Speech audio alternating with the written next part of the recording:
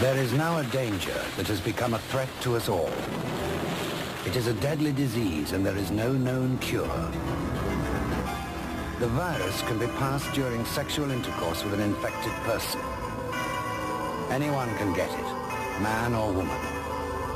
So far it's been confined to small groups, but it's spreading. So protect yourself. And read this leaflet when it arrives. If you ignore AIDS, it could be the death of you. So don't die of ignorance. Hey guys, thanks for watching. I just wanted to share some information with you on what I call the moon landing of the medical industrial complex. This would be the AIDS fraud that has been perpetrated against the world for about 40 years now. And before I get started, I would first like to acknowledge that yes, there truly are many, many sick people out there with conditions that the medical industry, through the government in the 1980s, grouped under a single umbrella and gave it the name of AIDS. And they claim that this group of conditions is caused by a monster virus known as HIV. The truth of why they are sick, however, has nothing whatsoever to do with the claims made by these AIDS fraudsters. And please also understand that most people working in the AIDS industry have no idea that it was founded on fraud. They trust the information and procedures they were given by the government scientists who first made the AIDS decree without any scientific proof. Most people in the medical field are good people trying to do good things and support their families. The problem is that they were indoctrinated just like everyone else in a system of lies.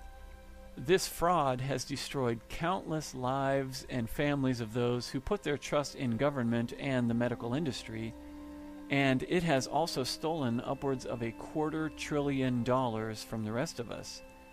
I call it the moon landing of the medical industrial complex because it is a good introduction into the reality of what has been going on in our germ theory of medicine. Like the moon landing, it doesn't take much time and research to understand that AIDS is one giant fraud of epic proportions. There is so much information, expert testimony, and documentaries available that I'm amazed the lie persists, just like the moon landing. More and more prominent doctors, scientists, and researchers are speaking out, and they pay a heavy price, as I'm sure you can imagine. But like the moon landing, in my opinion, it takes faith to believe in AIDS, because logic and reason will lead you to the fact that there is not one single proof that supports the HIV house of cards. Now, I would like to present a few clips from 3 of such individuals. First, you'll see Dr. Robert Willner, a very knowledgeable and well-spoken critic of the HIV virus theory of AIDS.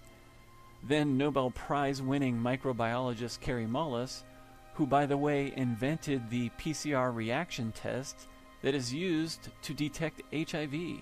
You know there's a problem when the guy who invented one of the tests calls the virus theory bogus. As you watch, you'll learn exactly what these tests show.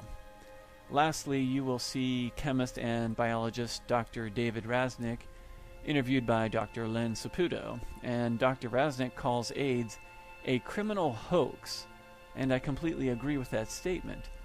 The lives that have been destroyed by the AIDS misdiagnosis and the deadly treatment, usually with AZT, a chemotherapy drug from the 1960s that was shelved because it was too toxic.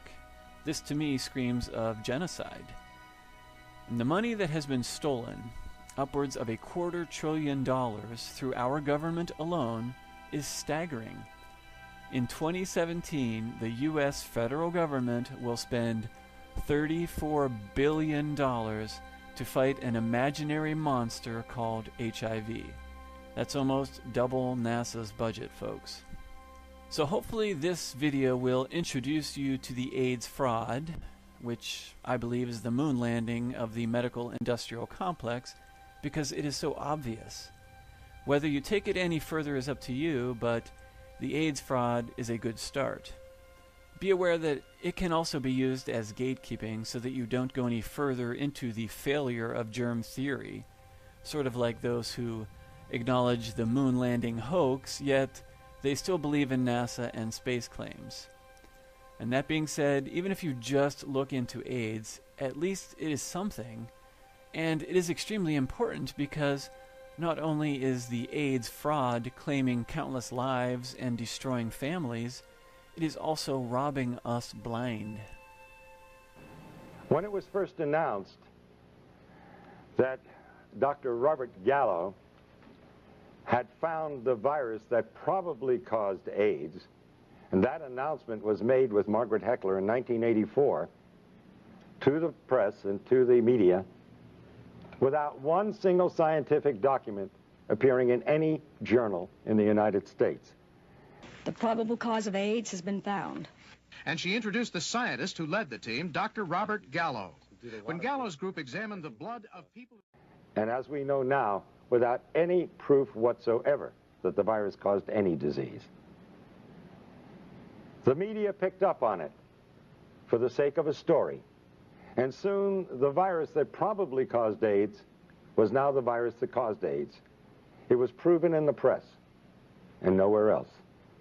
Now, I have offered for over a year now, and I continue to offer it, $100,000 to anyone who will give me one scientific document that proves that HIV causes any serious disease. It doesn't. It is a scandal and a scam beyond belief. The virologists who are responsible for this, what do they have to gain? Now, I don't know what Duesberg had to gain, or Charles A. Thomas, or Kary Mullis. He already got his Nobel Prize. Why does he come out and say it? And he's the one that found the test, the PCR reaction. And he said that there is no body of evidence that supports that the virus causes any disease whatsoever. But what about the individuals who have perpetrated this lie? They are all multi-millionaires.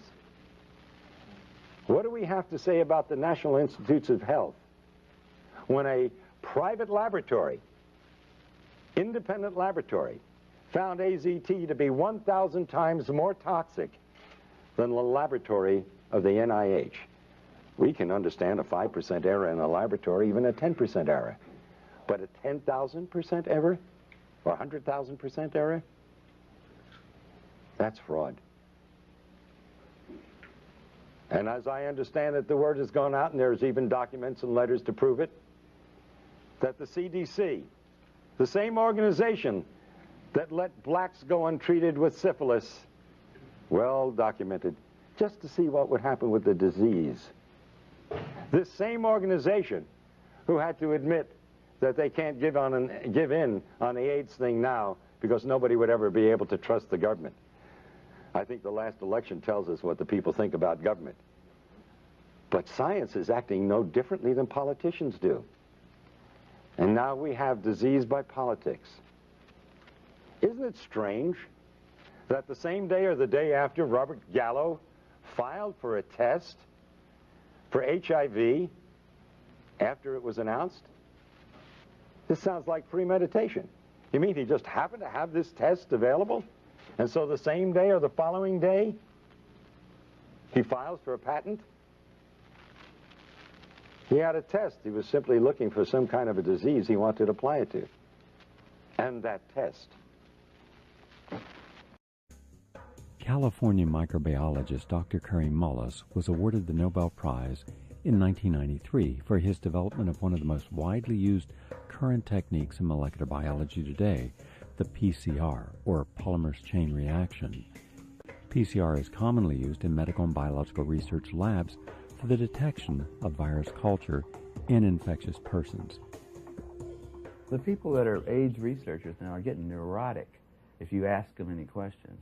There was a time when I first started asking questions, all I wanted was, where are the papers? Just tell me the papers that you read that convinced you that HIV was the cause of AIDS, because I need to reference those papers in some of the... I was working on a test for HIV with PCR, and I needed to write a little report to the NIH and say, here's the progress we've made. And the first line of it was, HIV is the probable cause of AIDS. And I thought that was true. This is before I got involved. And I said, what's the reference for that quote? And I looked for it for about 2 or 3 years, and I never could find it. And by the end of 2 years, I'd ask everybody at every meeting that I'd gone to that talked about AIDS, I'd ask, you know, I'd look through every computer database.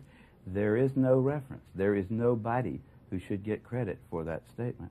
Now, that's a pretty weird situation in science, where getting credit for a discovery is the most important thing in your life as a scientist. It's silly to hear people saying, you don't believe that HIV causes AIDS? You don't believe that? I mean, it's just a word, but it's a very, very important distinction. I think that you know, that's why, it's become a very emotional kind of thing, because people actually, they get personally committed to what really is a body of evidence that can be analyzed, you know, by lots of people. And at this point, there's so much of it out there, nobody can really analyze it, all of it, but nobody can write a review of it that says HIV causes AIDS because of this. You know, if a postdoc were to write a review of their literature that showed without much doubt that HIV was the cause of AIDS, that guy would be famous. Now, there's 100,000 guys out there who had the opportunity. Just 10 years has passed. We've been waiting for this star postdoctoral fella to distinguish himself forever and get a lifelong grant from Tony Fauci, but he hasn't shown up. No one has bothered to write a definitive review. Any journal would take it. That right there proves that HIV does not cause AIDS.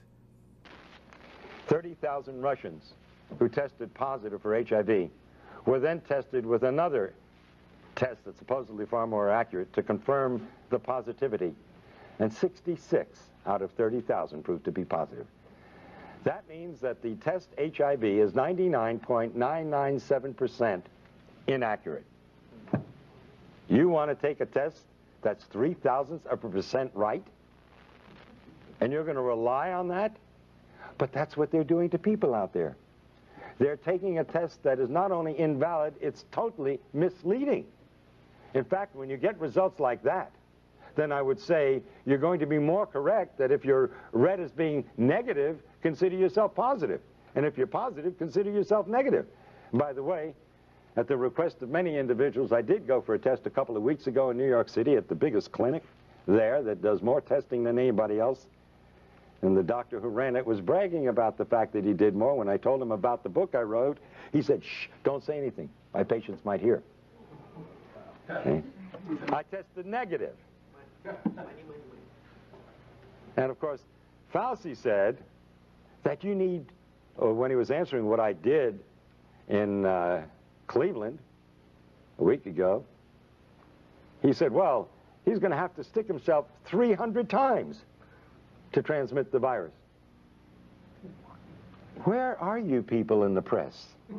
300 times to transmit a virus? You cannot have an epidemic under those circumstances. If you can't transmit it by blood, you certainly can't transmit it sexually, unless you're into real sadistic acts during sex. I don't know how much blood you want to draw. He gives you the answer to the test in 15 minutes. So it's quite a racket. And by the way, it's very interesting because that you asked the question, because you see, I was in a quandary as to what possible purpose could this serve. If you have a test that's 99.997% inaccurate, what are you proving?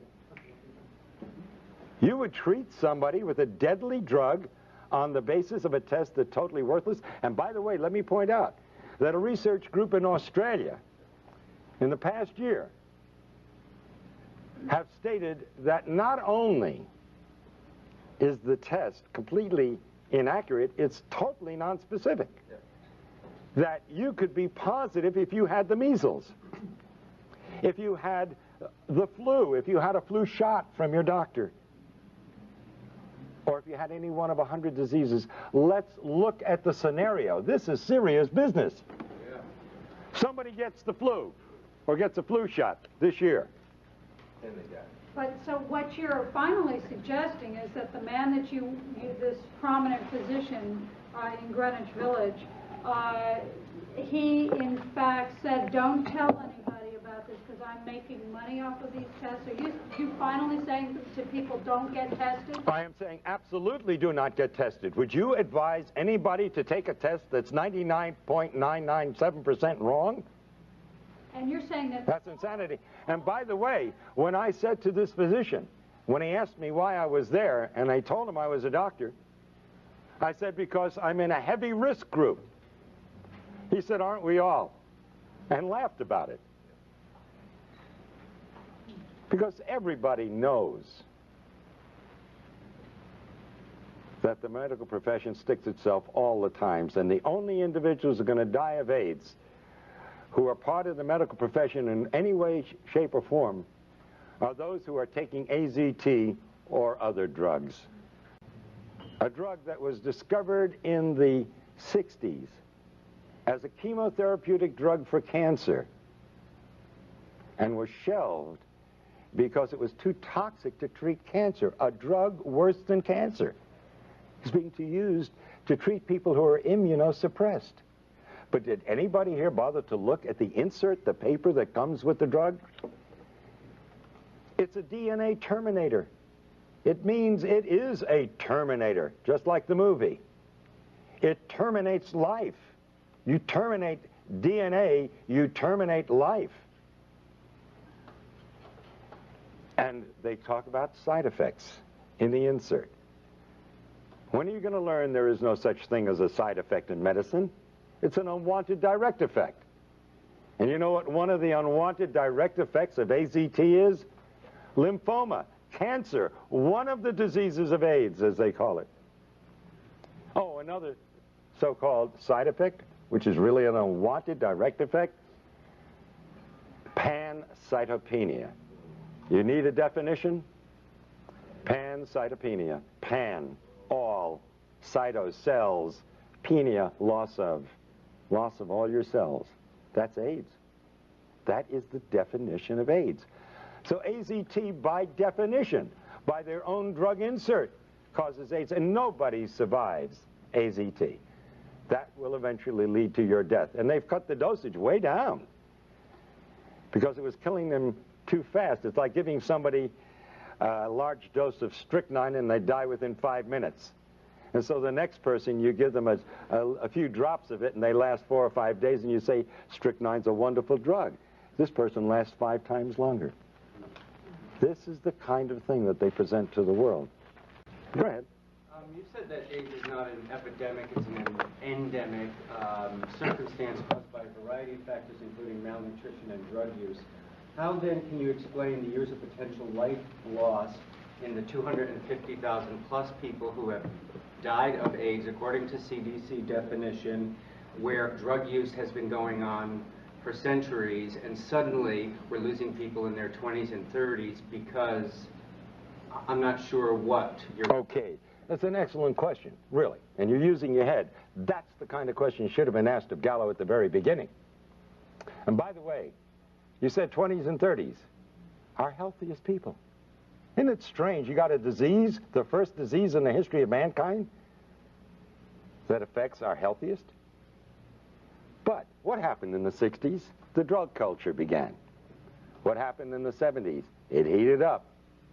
At the end of the 70s, the gays came out of the closet and became an identifiable group. Now, I'll ask you, in a sense a redundant question, but I think it'll get the point across. I'm going to name 5 of 30 diseases. Tuberculosis, a new disease. Lymphoma, oh, that's a new disease too. Leukemia, oh yes, that's a very new disease too. Pneumocystis pneumonia, another new disease but lesser known. And Kaposi sarcoma, another new disease? No. These diseases and the other 25 have always been around. It's real easy, it's real simple to create an epidemic. You simply take a bunch of diseases and put them under one heading and then claim that one virus is responsible for it. Well, that's nonsense. And now they're caught up in a maelstrom. Now if the truth gets out, yes, it will deal a blow to the credibility of the NIH and the CDC and the FDA and the AMA, and my God, it is sorely needed. That blow is necessary to clean up the act.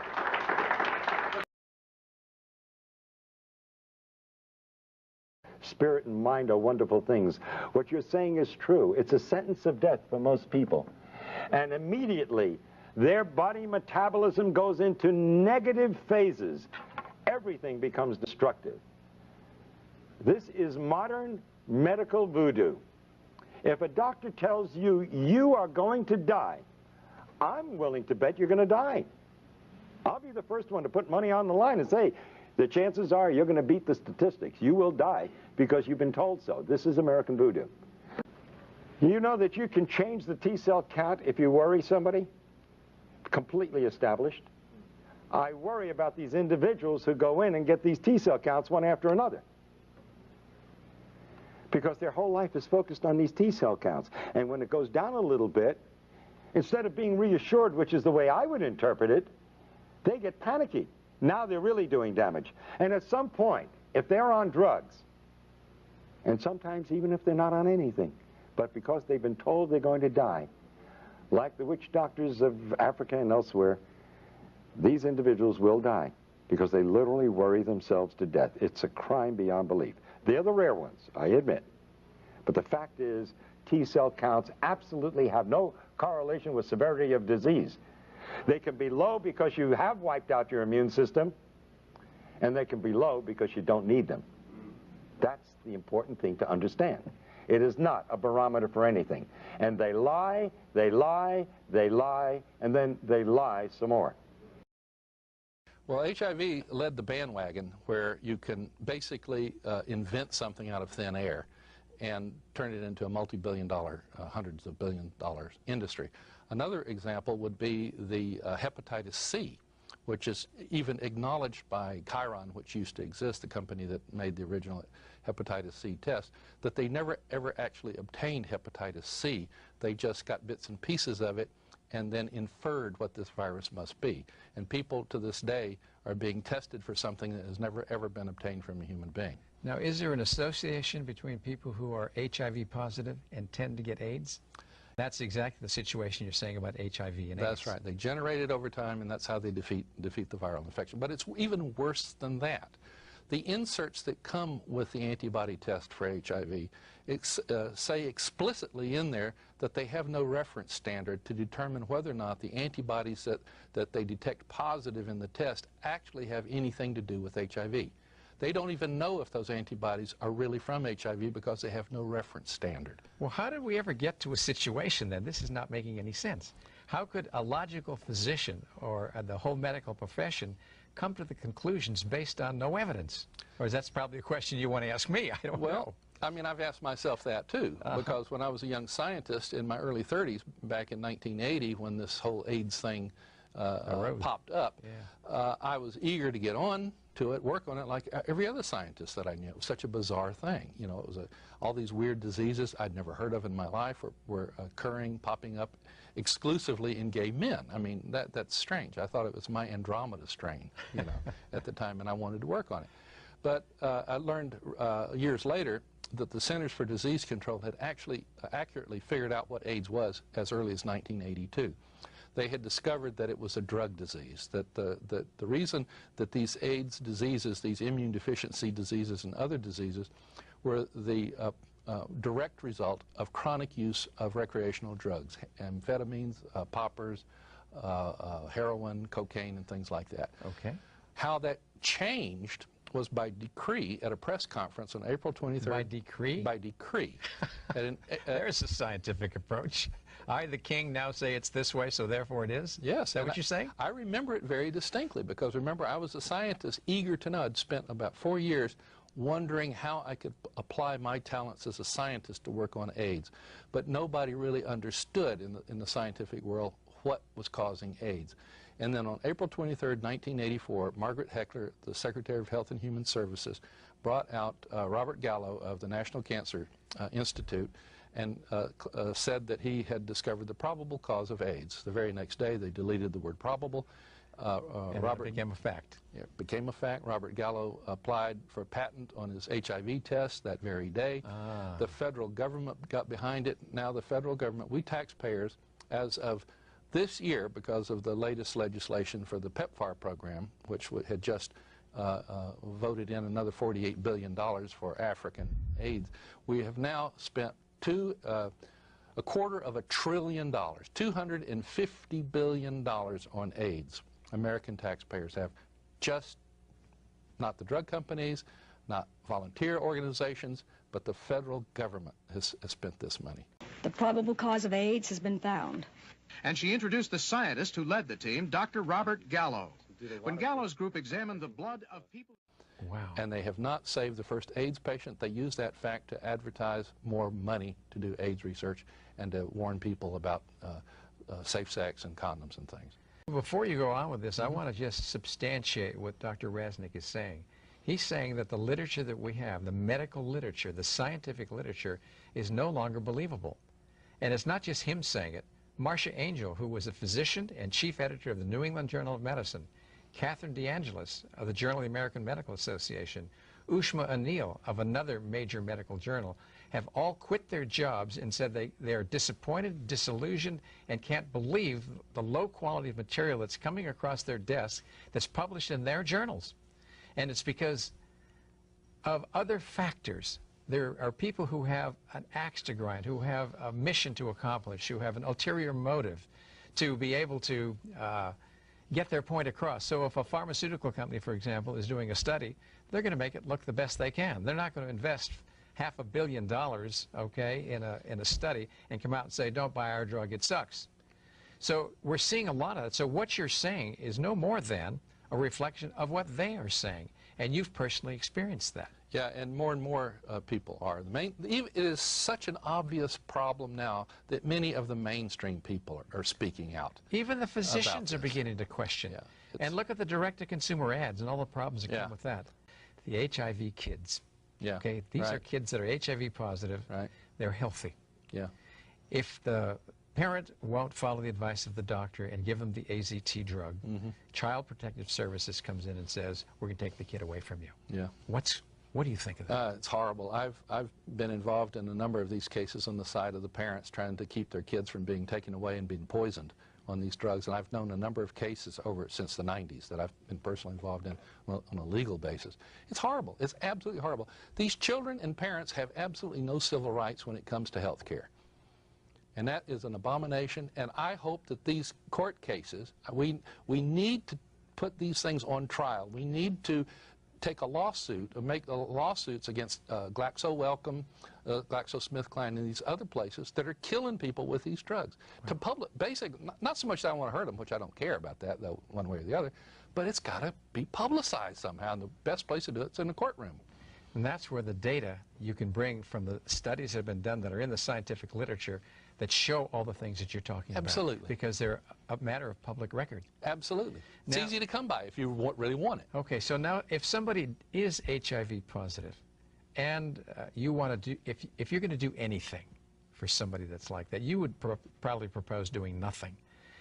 But if somebody comes to you and they have even acquired immune deficiency syndrome, they have AIDS, how would you propose treating them? You use lifestyle things? You support them? I mean, I tell you what, we've only got about a minute or two left. Sorry. So I don't know how you're going to do that. I'm not a physician, but I know one thing. But you know a lot about this. I know a lot about this. I would treat symptoms, you know. I mean, if it's malnutrition, feed people. That's what we did in South Africa. It works like magic. It's amazing. They get better, really, right before your eyes almost. You don't treat them with toxic drugs. You don't. I would tell people, I'll even make it even more blunt. We need to outlaw the HIV test. We need to outlaw these tests. They're horrible. They kill people. The tests kill people because then they go on and they take the drugs and the drugs kill the people. Nobody, I would say nobody should take an HIV test. They should refuse every opportunity or any pressure to take an HIV test. Can anybody force you to take an HIV test? You can if you're in jail, for example, and they've tried to make, in some states they force, it's on a state-by-state basis. And anybody who's ever had an HIV test, totally forget about it. Erase it out of your mind if possible. Now, if you can't, then the HIV test is so unstable that the result depends on what day you take it on, where you go, even, and who looks at it. It's totally arbitrary. So it might be negative one day and positive another. Exactly. So if you're positive and you really, really want a negative, just keep taking test after test until you get the negative, and then use that result. So these drugs then that are using to treat immune deficiency are actually causing it. Is that what you're saying? Yeah, they weren't actually designed to treat immune deficiency. They were designed to kill HIV. Okay, that's right. what I meant by that. Right. Okay. Assuming that HIV is destroying the immune system. However, as you mentioned, AZT, DDI, 3TC, D4T, and all these other nucleoside analogs were developed in the 1960s as chemotherapy for cancer. They're chemotherapy for cancer. Right. No physician would prescribed cancer chemotherapy for the lifetime of the patient. They would be taken up on charges for malpractice because the chemo will kill the patient if they stay on it for life. Right. But yet, if you're HIV positive, if you happen to have antibodies that react on the Abbott Laboratories test or whatever you call HIV positive, the standard of care is now to give you these drugs for life. Wow. And these drugs can kill you. In fact, they do kill you. Since, I think, the late 1990s, the leading cause of death among HIV-positive Americans is liver failure. Right. Caused by the drug. Caused by these drugs. And now, since, again, about the mid-1990s, there's a new problem. The AIDS establishment is sweeping this under the rug, and they're giving it a new name. They're calling it IRS, for Immune Reconstitution Syndrome. That's as bad as IRS, Internal Revenue Service. Yeah, that's easy to remember. And these drugs are causing exactly the same AIDS-defining diseases that the CDC came up with in their clinical definition of AIDS. What makes them called IRS, or Immune Reconstitution Syndrome, and not AIDS, is because these diseases now only pop up after people start taking the antiretroviral drugs, on weeks to months. Wow. They're exactly the same diseases as AIDS, so instead of calling them drug-induced AIDS, they're called immune reconstitution syndrome. Well, that's sweet. That just avoids. And it's a huge literature on this now, and whole conferences are devoted to this problem. Now, this is interesting because maybe most of the doctors don't read the medical literature and do it seriously, and they do kind of what everybody else in the profession recommends because those are the standards of practice in the community. But the pharmaceutical companies know this. Yes, they do. Because they make the information up. So does the NIH. CDC must know it. They do. Okay, and yet they're perpetuating this myth. Right. Anyway. Well, okay. You know why it has to continue? I think I do, but you say it. But I'll say it. All a person has to do is imagine, just imagine that what we are talking about here is true. Yeah. That AIDS is not contagious, it's not sexually transmitted, it's not caused by HIV.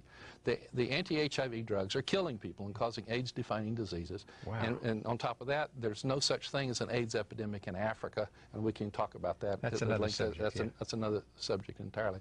Now, if all of that is true, we spent $250 billion on this bogus blunder, this biggest scientific medical mistake of all time. The germ of lies, huh? Germ of lies. The title of your book. Right. Then what is the likelihood that the directors of the National Cancer Institute, the National Institute of Allergy and Infectious Diseases, Secretary of Health and Human Services, or any president of the United States is going to say, "Oops, folks, sorry, we made a mistake"? Yeah, right. What is the likelihood of that happening now? Well, I guess it's not too good because it hasn't. The CDC actually, when Peter Duesberg had his article back in 1987, in Cancer Research, where he critiqued the whole thing about retroviruses in general, HIV in particular, and how they could not cause any disease. The CDC, Peter was able to lay his hands on an internal memo that was going around that said if this got out and the public knew about it, nobody would ever believe us again. Right. That's it. That's basically it. It's not even about money anymore, really. It's about face saving. It's about the whole infrastructure or edifice of the healthcare system in the United States, possibly the whole institutional form of government would be seriously undermined by the fact that this huge $250 billion mistake was allowed to happen, and it's continuing to happen, and the people in the government know it.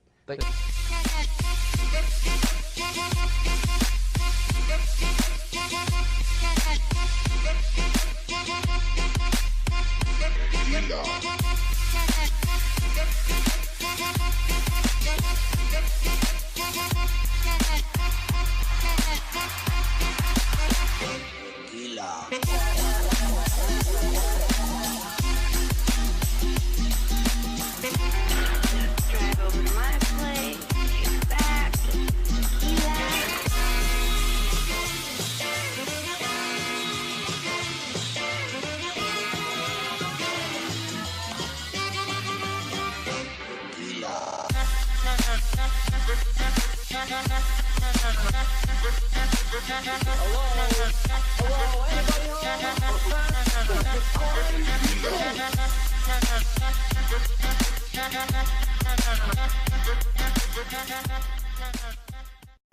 It's up there. There isn't an up there. There's no place up on the Academy of Science is just a bunch of idiots, just like everybody else. You know, the editors of journals, austere journals even, they're just busy with their little lives and stuff. There are no old wise men up on the top making sure that we don't do something really dumb. The lie persists, just like the moon landing. More and more prominent doctors, scientists, and researchers are speaking out, and they pay a heavy price, as I'm sure you can imagine. But like the moon landing, in my opinion, it takes faith to believe in AIDS, because logic and reason will lead you to the fact that there is not one single proof that supports the HIV house of cards. Now, I would like to present a few clips from 3 of such individuals. First, you'll see Dr. Robert Wilner, a very knowledgeable and well-spoken critic of the HIV virus theory of AIDS. However, has nothing whatsoever to do with the claims made by these AIDS fraudsters. And please also understand that most people working in the AIDS industry have no idea that it was founded on fraud. They trust the information and procedures they were given by the government scientists who first made the AIDS decree without any scientific proof. Most people in the medical field are good people trying to do good things and support their families. The problem is that they were indoctrinated just like everyone else in a system of lies. This fraud has destroyed countless lives and families of those who put their trust in government and the medical industry, and it has also stolen upwards of $250 billion from the rest of us. I call it the moon landing of the medical industrial complex because it is a good introduction into the reality of what has been going on in our germ theory of medicine. Like the moon landing, it doesn't take much time and research to understand that AIDS is one giant fraud of epic proportions. There is so much information, expert testimony, and documentaries available that I'm amazed. There is now a danger that has become a threat to us all. It is a deadly disease and there is no known cure. The virus can be passed during sexual intercourse with an infected person. Anyone can get it, man or woman. So far it's been confined to small groups, but it's spreading. So protect yourself. And read this leaflet when it arrives.